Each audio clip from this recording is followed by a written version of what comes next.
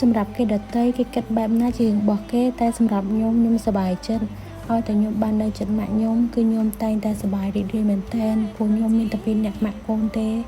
តាំងពីខ្ញុំនៅលេងរហូតដល់ខ្ញុំមានគ្រួសារម៉ាក់តែងតែចិញ្ចឹមបីបាច់ថែអាសាខ្ញុំរហូតអញ្ចឹងដល់ពេលវេលាដែលយើងត្រូវមើលថែគាត់ហើយខ្ញុំសប្បាយចិត្តដែររាល់ពេលដែលម៉ាក់ចង់ទៅទិញអីម៉ាក់ចង់បានអីម៉ាក់ចង់ដើរធ្វើបុណ្យឬក៏ម៉ាក់ចង់ទៅណាគឺខ្ញុំតែងតែបំពេញបំណងម៉ាក់គ្រប់ពេលអត់ដែលឲ្យខ្វះចន្លោះទេ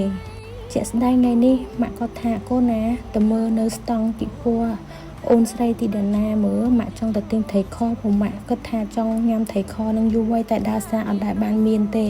អញ្ចឹងម៉ាក់គាត់ថាចង់ទៅមើលក្នុងស្តង់ទាំងកណ្ដាលថ្ងៃពី10កន្លះណាបងប្អូនខ្ញុំសុខចិត្តជូនម៉ាក់ខ្ញុំមកទាំង50ថ្ងៃក្តៅក៏ប៉ុន្តែជាក់ស្ដែងមកដល់អត់ក្តៅទេបងប្អូនមេឃឡើងសតុំហ្មងណា